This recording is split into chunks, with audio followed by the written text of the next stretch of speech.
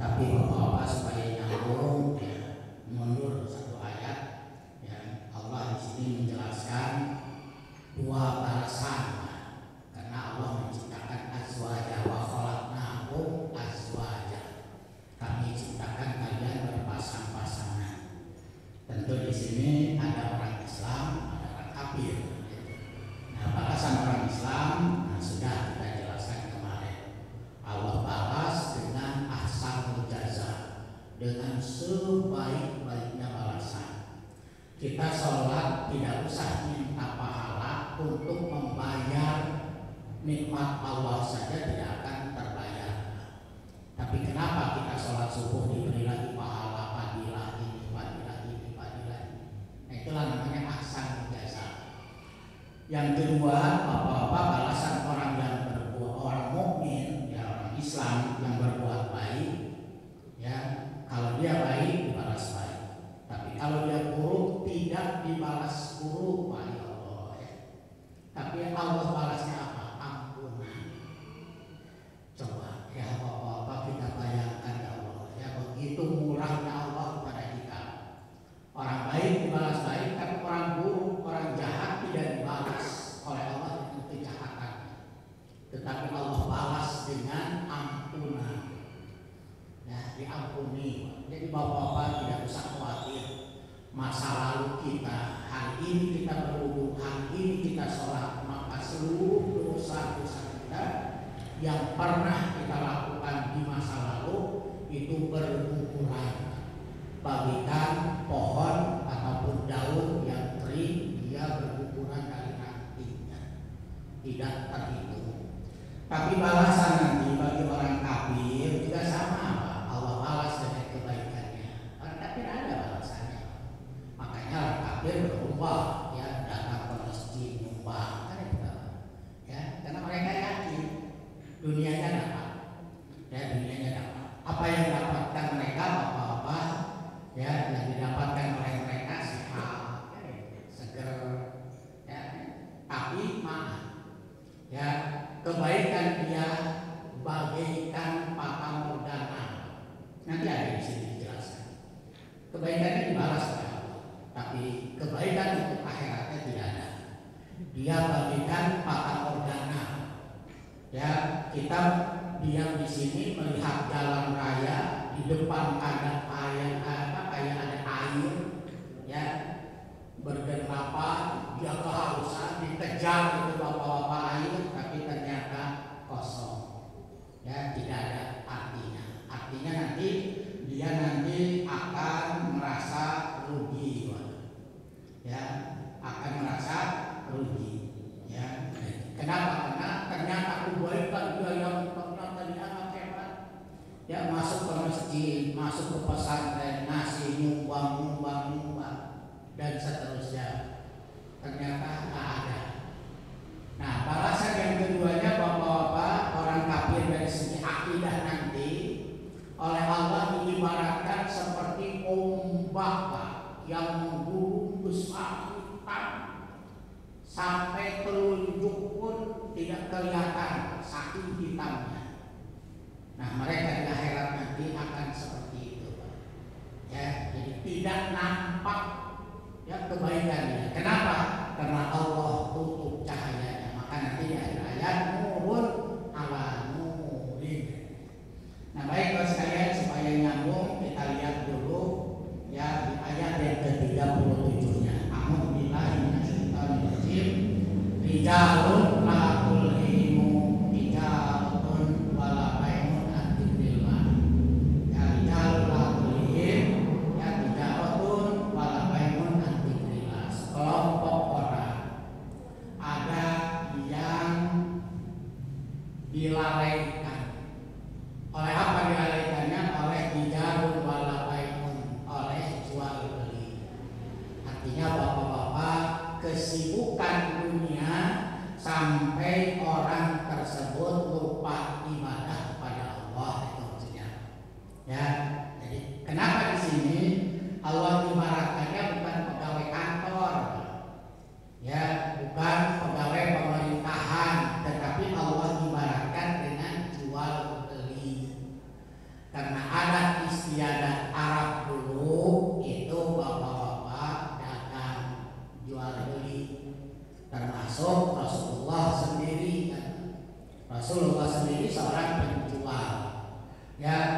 milik Siti Khadijah. Beliau hanya diberi upah, ya.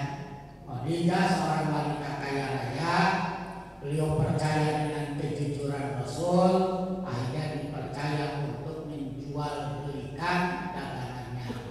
Jadi Rasulullah sebagai pedagang. Makanya di sini kenapa bukan pegawai, ya, tetapi pedagang. Karena umumnya orang-orang Arab dulu itu berdagang. Makanya sampai datang ke Madinah, dagang. Ya, dari berbagai macam kota, ya, dari penjuru Saudi, penjuru Arab itu berkumpul di Mekah untuk berdagang. Ya, maka sampai hari ini bapak-bapak Mekah itu hampir semuanya berdagang. Ya, ya dagang, ya asalnya. Makanya di sini oleh Allah diibaratkannya adalah hijabun wala bai'un an dzikrillah. Janganlah kalian dengan usaha berdagang apa saja pekerjaan kita saking sibuknya untuk melupakan kepada Allah dari ibadah. Zikir di sini bapak-bapak maksudnya ibadah. Wa iqamis shalah, dan juga mengerjakan sholat. Saking sibuknya berjualan sampai akhirnya tidak sholat. Nah, mungkin juga bapak-bapak, ya, petani juga mohon maaf sekalian, ya, atau mohon maaf juga tukang-tukang bangunan itu banyak yang melalaikan sholat. Ya, petani, saya sekarang sedang meratakan tanah 3 petak tanah, diratakan disatu karena tanahnya berulang. Nah, jadi yang atas dijadikan rata, ya, diborong, Pak. Karena kalau nggak diborong kerja harian nanti asapnya kucir. Jam 8 mereka baru bekerja, baru mendengar kerotak-kerotak speaker mau dinyalakan, ya sudah keluar, maka disebut namanya durcir. Durcir itu begitu mendengar dur mengacir sudah. Makanya saya dengan orang sana karena ada pengalaman dari awal, ya, nah, tidak tidak dihaniankan, ya, saya bilang bohong saja. Nah, yang atas alhamdulillah sudah rata, dan hari ini kebetulan ada alat berat, ya, setung orang kita. Nah, itu mau memadamkan yang untuk parkiran sehingga tidak lagi sulit, Pak. Dan karena kebetulan masih ada ya alat beratnya, saya sudah nego hingga 1 juta sudah saya ratakan. Nanti akan turun sekitar 20 sentian lagi. Dan yang bawah itu diratakan, ya, jadi nanti 3 petak menjadi 1 petak, luasnya sekitar 700 atau 800-an. Nah, ya, jadi itulah terjadi, Pak. Yang sama, Bapak sekalian, ya, sholat itu apa alasannya? Memang alasannya masuk apa? Kotor, kan pelepotan. Padahal bapak-bapak di dalam pelajaran fikih, ya, sholat itu ada 2. Ada balasan bagi mereka yang bersemangat ibadah sholat, ada ancaman bagi mereka yang tariku sholat. Bahkan sampai Nabi mengatakan orang yang meninggalkan sholat itu, apalagi dengan ingkar kewajiban sholat, itu nggak bisa disolatkan. Kalau bisa wala disolat, jangan disolatkan, jangan dimandikan, karena dia hukumnya kafir. Kalau dia meyakini sholat tidak wajib, ya.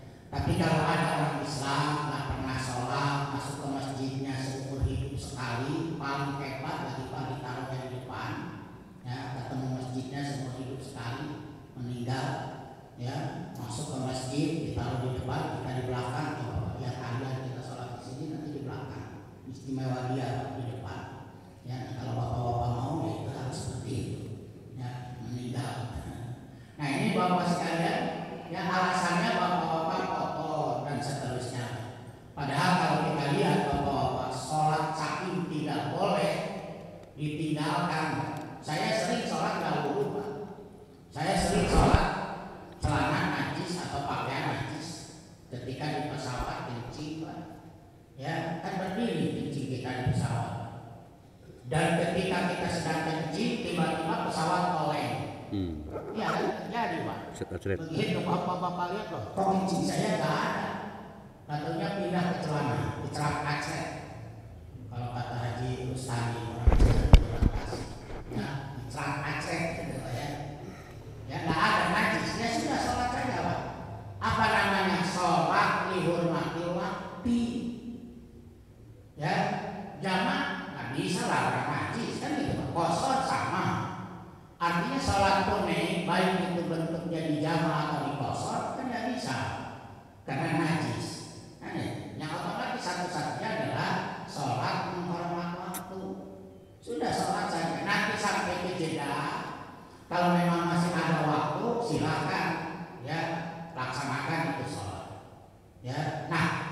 sehingga tidak ada kesempatan bahkan sampai akhirnya habis waktu zuhur karena kita sampai ke Mekahnya asar, berarti yang zuhur tadi bapak-bapak diqadha.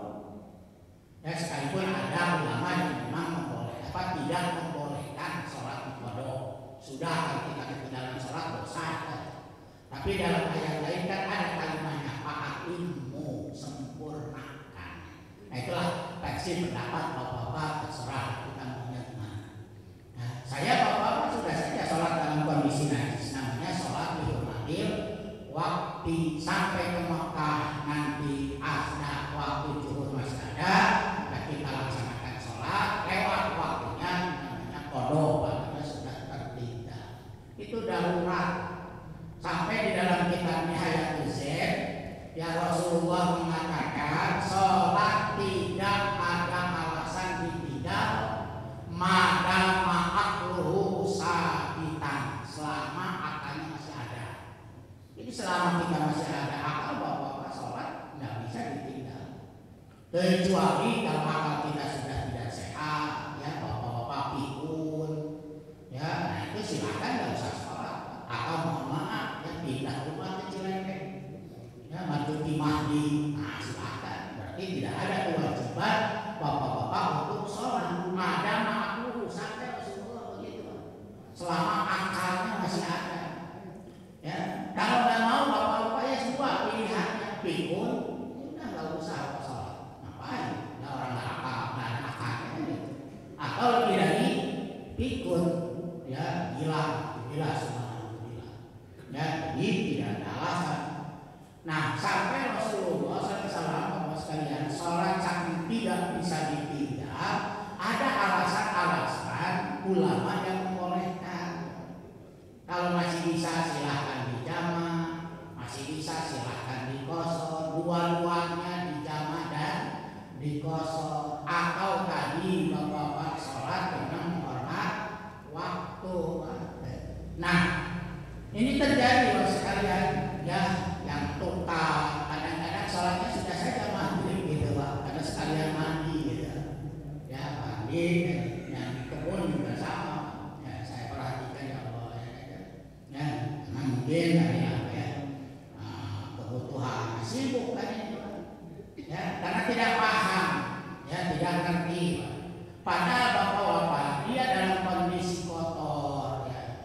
Yang penting kan tidak najis ya. Di hukum fikih itu tidak boleh itu najis. Kalau bapak-bapak yang kerjanya belepotan dengan apa namanya, dengan kotoran dan mobil ya, motor, oli, ya hitam dan seterusnya, itu enggak termasuk najis Pak. Atau belepotan dengan tanah, itu enggak termasuk najis karena tanah tidak najis. Kalau tanah najis berarti kita juga najis, karena kita diciptakan oleh Allah asal muasalnya dari tanah kan gitu ya. Jadi yang dilarang itu adalah najis ya, dari sesuatu yang keluar dari kita. Nah ini di dalam tafsirnya la tushbiruhumud dunya wa zukhrufaha wa zinatuha an dzikri rabbih. Janganlah kalian sekelompok rijal, sekelompok orang ya lupa ibadah kepada Allah karena sibuk urusan dunia. Wa zukhrufaha, keindahan, wa zinatuha, kemolekan ya, sehingga tergiur dengan kita mengejar dunia sampai akhirnya anjikri robbi ya, lupa kita kepada Allah. Wala yulhihimul ghaib wasyra, juga kalian jangan terlena karena sibuk jual beli antaratillah, meninggalkan taat kepada Allah. Kalau mufassirun ahli tafsir mengatakan nuzilat hadhihi ayatu bi ahlil aswa. Nah ayat ini diturunkan oleh Allah kepada orang-orang yang sibuk di pasar.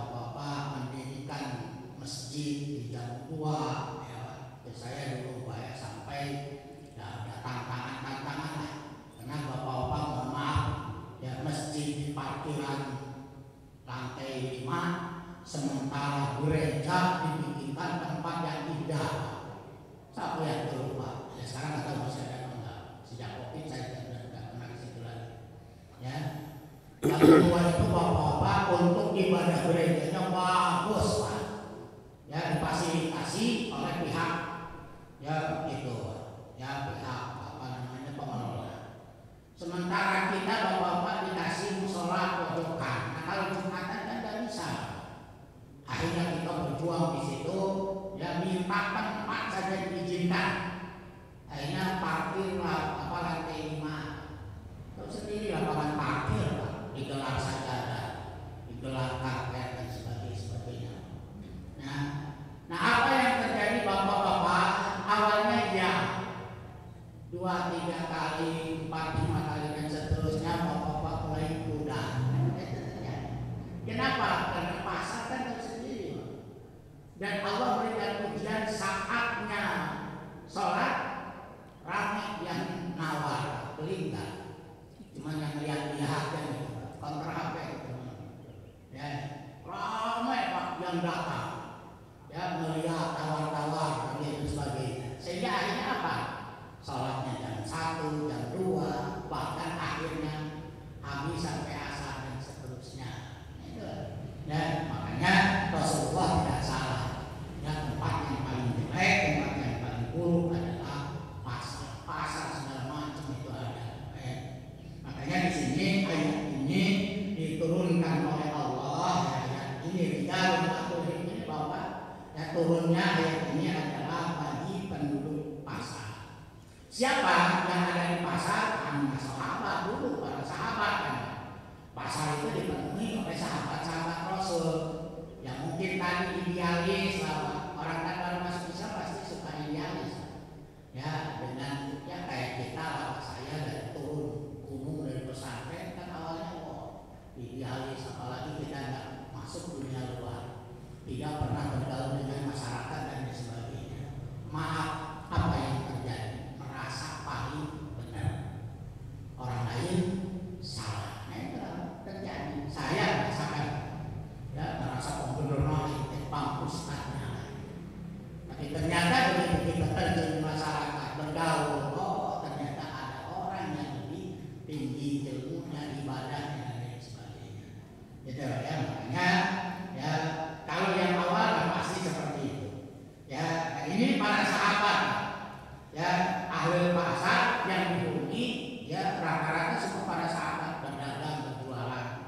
Ya ridwanullah alaihim, ini sampai doakan semoga Allah meridhoi mereka. Kenapa? Karena banyak juga sahabat yang akhirnya ya terjun di pasar, ya hilang kesahabatannya dengan Rasulullah, berakhlaknya tidak akhlak Rasulullah. Ya makanya ada wailul lil mutaffifin.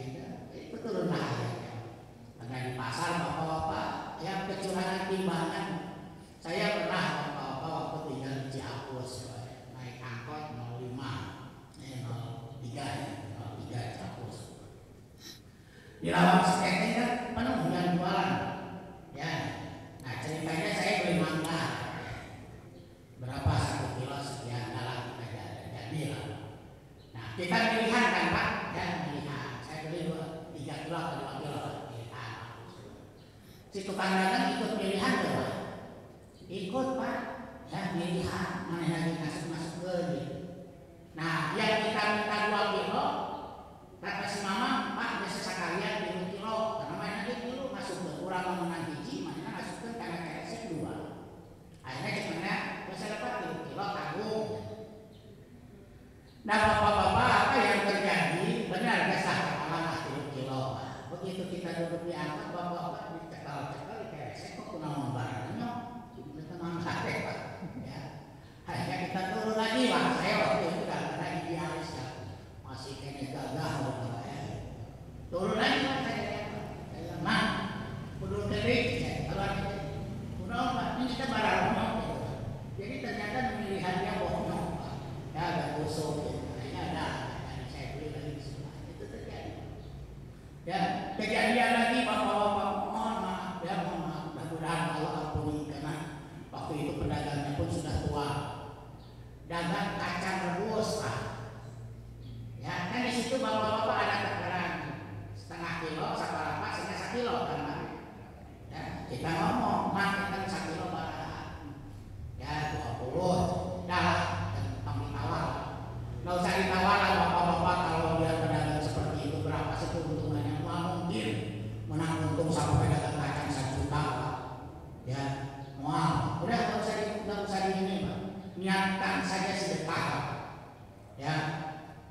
Jangan bapak-bapak punten gitu ya, pedagang sudah lemah seperti itu ditawar ke kira-kira. Kacang sakit saliter 20.000, bapak ditawar 5.000. Ya, enggak usah ditawar. Nah, iya mah jadi. Nah, cuman bapak-bapak yang kita kadang-kadang juga apa ya, nyesek gitu ya. Cekurang kan saliter ditawar gitu. Begitu dicung-cung Pak, loh ini saliter dengan sakit gitu kan. Begitu dilihat itu takarannya Pak, bawahnya sudah kardus, pinggirannya pakai kardus gitu Pak. Ya Allah, saya turun lagi Pak, tapi itu tidak dikembalikan. Jadi bikin itu seperti tadi itu Pak. Cuman saya ngomong Pak, Bapak tiga sepuh, berapa banyak yang Bapak tipu? Nah, gimana? Iya dari saya mah ngomongnya saliter. Mana kita jerona ditambal pakai kardus, ada mah pakai kardus. Jadi di dalamnya itu Bapak ditambah lagi gitu. Ya bawahnya, maaf, lamun bapak-bapak beri kesik lah ya. Makanya saya dipetin juga Pak, maaf bapaknya. Saya bilang teman-teman, ulah pakai tadi lah. Ya orang geus bager namanya, geus 180-an engkel. Bapak-bapak ditambal, anaknya ditambal. Ya pakai gabus itu, gabus yang kayak bahan sepatu itu. Pinggirnya oke, begitu turun loh. Bisa engkol oposa apa kalau itu Pak yang eri itu, nah itu terjadi. Nah itu kan udah jelas Pak. Wailul lil mutaffifin, mengurangi. Ya. Terus lagi bapak-bapak di pasar apa yang tidak terjadi? Ya kiloan. Bapak-bapak itu kiloannya harus disetel lah. Sok beli daging, sakilo timbang dengan timbangan kita yang masih ya normal, tidak diutak-atik. Ayat salapan on. Alasannya apa? Saya punya teman Pak pedagang lagi Pak. Mohon maaf sampai akhirnya ya setelah selesai dia dagang ya sudah tidak kuat lagi dagang, rugi habis-habisan dan sakit-sakitan. Karena itu tadi berapa puluh bahkan ratus ribu ya ribuan orang yang dia tipu. Ya dulu bapak-bapak masih timbangan bebek ya ayam begituan. Ya itu kan yang dikurangi apanya Pak? Anak timbangannya kan dicongkel, diganti atau dikurangi atau ditambah Pak timahnya. Karena di bawahnya itu kan ada timah. Ya dikorek timahnya, ditambah. Ya ditambah atau dikurangi mereka Pak. Supaya berat tadi ya dikurangi. Makanya itu terjadi 1 kilo bisa jadi 9 on, itu masih bagus 9 on. Ya, kalau sekarang kan bapak-bapak sudah timbangan kambing Pak. Tapi maaf, tetap masih bisa dikutak-atik Pak. Ya, jadi bapak-bapak anak diputar supaya lewat kandir gitu kan, yang main pasar di atas lewat dikit dengan cara si piringan timbangannya itu ya ditentukan timah ya kan jadi berat kan. Makanya Allah sudah katakan wailul lil mutaffifin ya. Terus bapak-bapak apa lagi? Meteran. Bapak-bapak kan meteran nggak pakai meteran ini kan Pak, dia sudah punya di mejanya ya yang 1 meter gitu Pak. Jadi bapak-bapak ya tuh cenah diluihan. Bapak-bapak melihat yang mana Pak? Yang kanan kan tuh diluihan. Yang aman ini lu nggak geser. Ya tuh tepuk kenapa diluihan tuh 3 cm. Ayo milu nggak geser. Ya sarua bohong banget. Ya tempat tidurnya masih ada. Makanya di sini Allah sampai turunkan ayat khusus bagi orang-orang yang ada di pasar. Ya bijalun la tulhihim tijaratun wala bai'un an dzikrillah. Jadi ayat ini Allah turunkan khusus bagi mereka yang suka di pasar. Siapa itu? Adalah para sahabat. Itu ya, kan sahabat bukan kita. Ya. Kami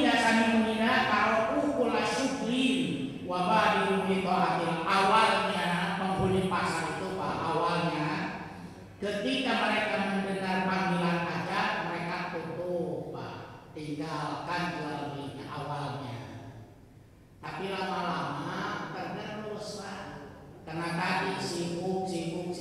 Akhirnya begitu mendengar azan dia sholatnya masih sholat pas setengah 2, jam 2, setengah 3, mepet ke asar terus begitu. Akhirnya oleh Allah diturunkan ayat ini. Awalnya enggak, ya awalnya mereka ya masih idealis sahabat Nabi, kan begitu, ya sahabat Nabi. Nah akhirnya wabadah diperhatikan. Siapa sih yang nggak percaya dengan sahabat Nabi kan itu ahli ibadah. Tapi ternyata tergerus oleh harta. Makanya Bapak-bapak di Saudi sekarang aturan Raja Saudi ya tidak sholat Pak, karena sholat urusan mereka, tapi menutup. Jadi ketika ada azan wajib seluruh aktivitas toko tutup Pak, baik itu toko besar ataupun toko kecil. Ya. Nah tapi Bapak-bapak apa yang dikerjakan oleh mereka selama aktivitas azan? Betul nutup Pak, tapi mereka langsung menggelar lagi pasapro makanan Pak. Jadi mereka para mereka ke masjid, Bapak itu di bawah ya tersibuk dalam lahan. Jadi ini betul-betul ya Allah, ya Allah turunkan kepada ahli sunnah itu ya. Sibuk mereka juga ada. Nanti lah Bapak yang tahun ini ada estimasi berangkat haji atau Bapak berangkat ya saja coba. Ya. Nah mereka takut kepada Allah bukan. Mereka takut kepada hukum Saudi. Karena mereka kalau tertangkap dan azan masih atau ketika azan mereka masih aktivitas jual beli, maka langsung ditutup oleh petugas, dihitung ada berapa orang yang ada di dalam, kali 200 real, pembeli, penjual, pelayan, semua dihitung Pak. Ya, gitu. Jadi mereka segera menutup bukan karena takut Allah, tapi takut aturan ya Saudi yang menerapkan. Apabila mereka masih melakukan aktivitas jual beli, maka mereka didenda. Saat itu juga, ya saat itu juga. Kayak kita mungkin bapak-bapak, ya melanggar lampu merah, tahu polisi ya polisi cici. Jadi bukan taat hukum, ya Mbak sering kita juga itu polisi tabrak lampu merah. Apalagi waktu malam, saya sering kalau keluar malam. Ya, sekarang kuliah subuh keluar, ini yang lampu merah di depan ini polisi. Ya, jadi kita bukan taat hukum. Gitu, ya. Nah, apa yang mereka ya dilarang oleh Allah disibukkan? Yang pertama adalah zikir kepada Allah, yang kedua wadiqomis sholat, mengerjakan sholat sampai akhirnya mereka mati. Ya, ini dagang sudah tidak ada lah. Silakan analogikan dengan kita yang bekerja di kantor, yang bekerja di sawah, yang bekerja di ladang sebagai petani, sebagai buruh. Tidak lihat ya Allah ya. Ya tidak. Dulu bapak-bapak mohon maaf, orang tua kita juga, orang tua saya juga petani. Nah, ketika ke sawah itu bapak-bapak nyoledakin samping, Pak. Ya, nyoledakin samping pada saat-saat zuhur ya berhenti Pak. Sananya sholat aja kalau cuma di atas di batu kan, wudunya dina cai ningis, sholatnya dina luhur batu, kayak geuyeut negara yang bareng ngehil. Ya, ya mamung awas mam kayak ini. Sebutnya bapak-bapak sudah lamun geuyeut pan bakal ngomong. Ya, di naon kadelkeun kayak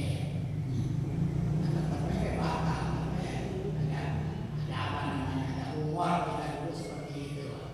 Ya, terus maju sedikit bapak-bapak batunya dihilangkan, ganti dengan paluku, ya dengan bale, ya ditutup pakai bilik, ada nyemi sedikit lah, ya ada perkembangan, ada montongnya sedikit tepat imam, ya maju lagi bapak-bapak dilebarkan, dibangun setengah badan.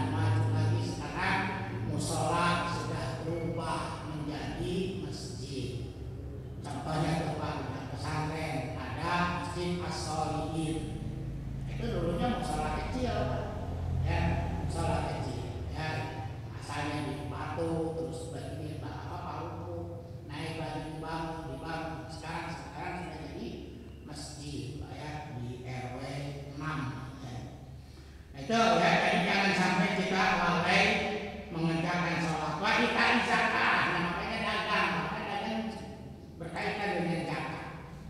Awalnya ya doa Gusti mudah-mudahan respect zakat. Begitu 1 tahun dihitung keuntungan besar bapak-bapaknya 2,5% harus dikeluarkan. Ngomong mana ayo capek dah, nama itu bikin tawatur. Akhirnya terjadi. Ini ada ayatnya. Nah, karena zakat dengan sholat ini 2 perintah yang tidak dipisahkan. Makanya kalau ada orang tidak zakat, sama hukumnya seperti tarikus sholat, meninggalkan sholat. Kenapa? Sama-sama melanggar. Ya, melanggar tidak sholat, melanggar tidak zakat. Karena perintah kan, aqimu sholat wa atu zakat. Lihat, alladzina yuqimuna sholata wa yu'tuna zakat. Zakat selalu diiringkan perintahnya dengan sholat. Ya, zakat hablum minannas, sholat hablum minallah. Kita tidak boleh bapak-bapak hebat hablum minallah, ibadah dan ibadah di masjid tetapi tidak bersosialisasi dengan orang. Memang bapak-bapak udah mau digotong malaikat. Ya kan enggak, pasti kita mau digotong oleh tetangga, kita digotong oleh teman sahabat. Makanya yang membuat gembira ya saya baca dari ya karangan ataupun ya cuplikan dari Profesor Dr. Quraish Shihab. Ya. Jadi bapak-bapak yang membuat senang orang tua kita sekarang nih, yang ada di dalam kubur apa? Adalah silaturahmi kepada sahabat-sahabat yang dulu dikunjungi oleh orang tua kita. Jadi bapak-bapak, orang tua kita punya sahabat si A, kebetulan beliau masih ada, datang Pak silaturahmi.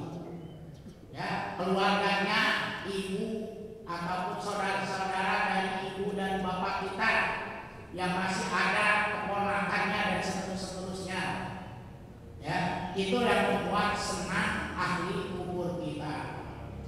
Ya, menyambungkan silaturahmi yang dulu oleh orang tua kita di silaturahmian ada kami.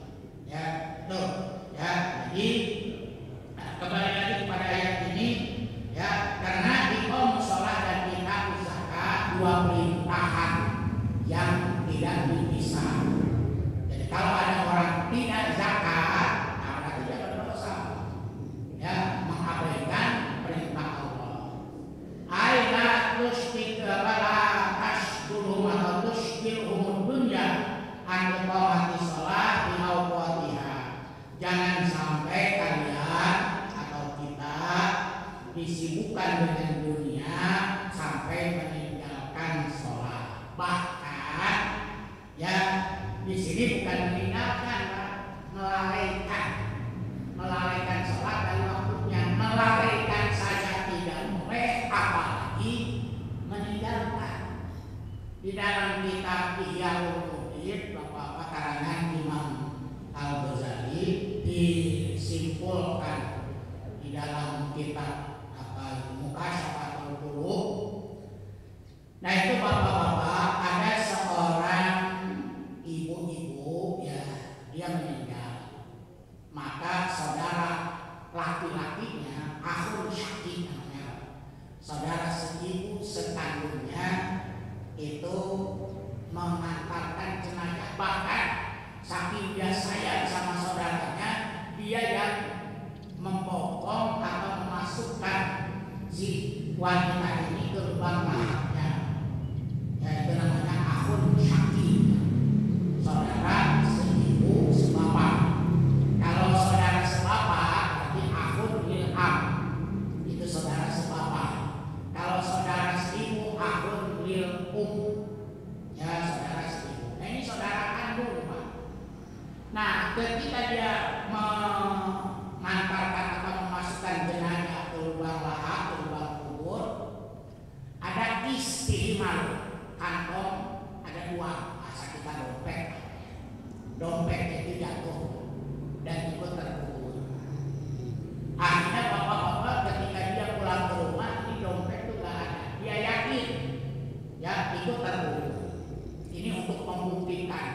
Allah tampakkan ya melalui orang ini kehidupan orang di dalam kubur.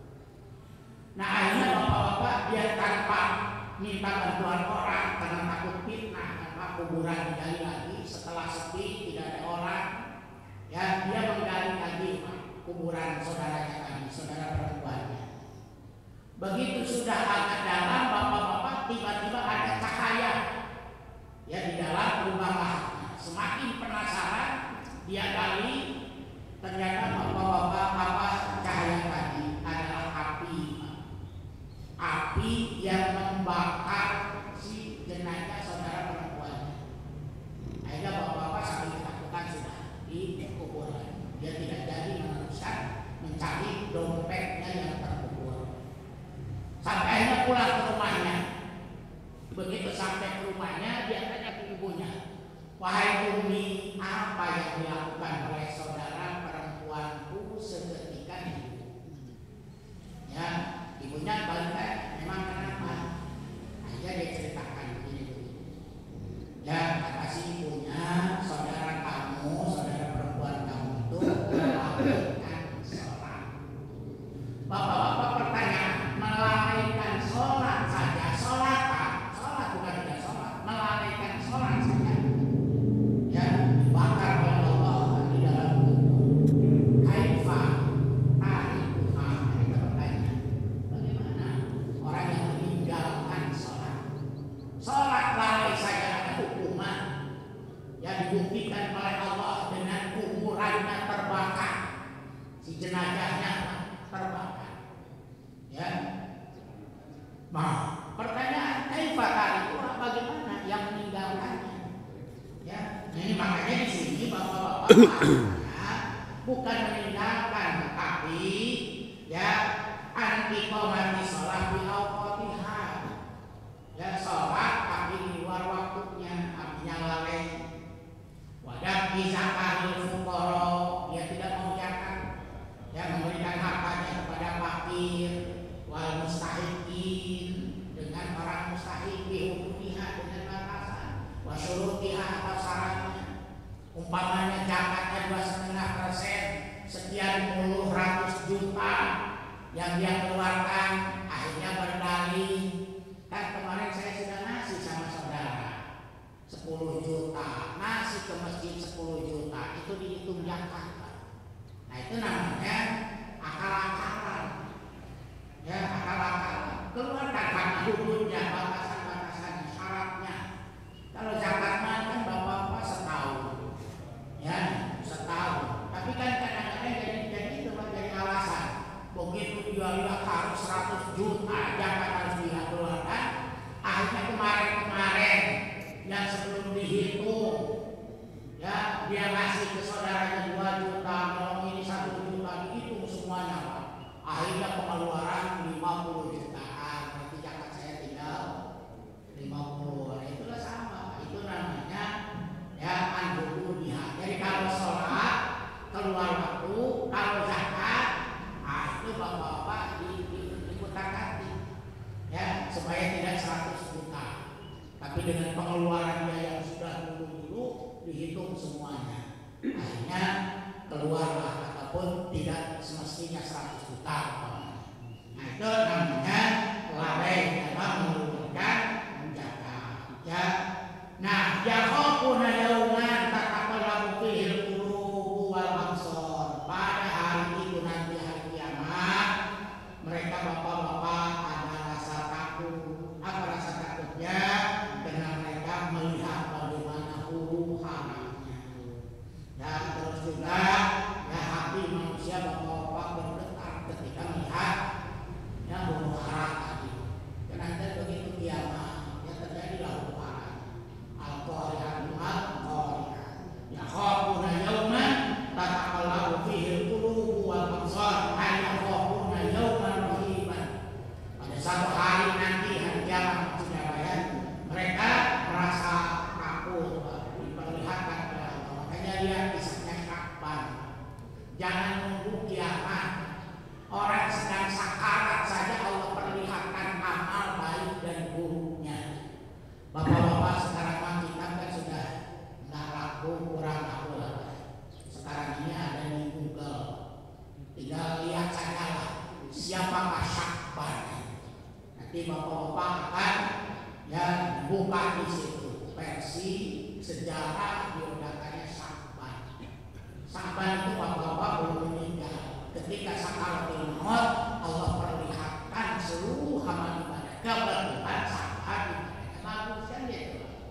Nah kalau bapak-bapak ini tersentuh, ya lihatlah siapa itu yang namanya Al-Qobah. Ada lagi itu bapak-bapak ulama yang jahat zaman Bani Israel, ulama yang divonis oleh Allah menjadi ulama yang mati sebelum khotimah. Ya siapa itu? Bal'am bin Ba'urah, asalnya Ba'alam ya bin Ba'urah, asal masanya karena dia Bani Israel di zaman Nabi Musa yang Allah berikan ilmu yang begitu hebat. Ya bahasa kita sekarang ilmu laduni, jadi tanpa belajar, tanpa usaha Allah berikan titipan ilmu yang begitu hebat. Tapi maaf ya, karena tadi bapak-bapak dunia berusaha ya cepat hilang, bahkan mungkin dibawa terjerumus. Ya kayak duit lah Pak, duit kurang menang SCKP kan bapak-bapak kerasan imannya. Tapi lalu ujung-ujung turun di langit kayak merek atau kerasa begitu. Nah ini juga sama, ilmu yang kita dapat dengan susah payah, dengan puasa, dengan buka dan sebagainya, ya lebih lama menerapnya. Akhirnya Allah takdirkan Bal'am bin Ba'urah adalah seorang ulama yang Allah contohkan, Nabi contohkan, ulama ulama yang kebetulan dinasibkan oleh Allah yang nantinya sebelum khotimah. Ya tinggal dilihat siapa Bal'am bin Ba'urah yang ada di situ ya. Nah dan seterusnya sekalian, jadi tinggal kita cari saja ya. Nah, makanya bapak-bapak saya tidak rajin saja. Kalau rajin bapak-bapak seperti di sini ada Ibnu Katsir. Siapa Ibnu Katsir? Di situ ada lahir dari mana, tanggal berapa, wafatnya, usianya, anaknya, istrinya, sebutkan. Ya Ibnu Katsir itu punya anak berapa, ya punya istri berapa, ya lahir di mana, wafat di mana, usianya di mana, dan guru-gurunya siapa, ada semuanya. Ada bapak-bapak ingin tahu siapa Abdullah bin Abbas, ketik saja ya siapa Abdullah bin Abbas. Nanti bapak-bapak ketemu Abdullah bin Abbas adalah anak ini, ya istrinya ini, anaknya ini, beliau dengan Rasul berapa tahun ikut dan seterusnya sampai hijrah ke Taif. Ada makanya sekarang yang banyak ustaz-ustaz yang mengatakan ya gurunya Google, ya gurunya Google tidak ngaji, yang akhirnya bapak-bapak mohon maaf akhlak moralnya tidak ada. Itu ya. Nah itu yang sudah contohkan banyak ya.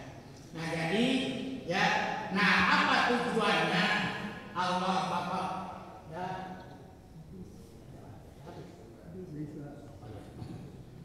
kasih itu mohon maaf bahwa sekalian, nanti kita lanjut lagi ya, kita lanjut lagi karena kalau membahas Al-Quran bapak-bapak insya Allah tidak akan pernah ya, semakin dikaji, semakin digali, semakin berkurang masanya. Baik, kita akhiri saja dengan ucapan hamdalah walhamdulillah subhanallah wa bihamdihi asyhadu an la ilaha illa anta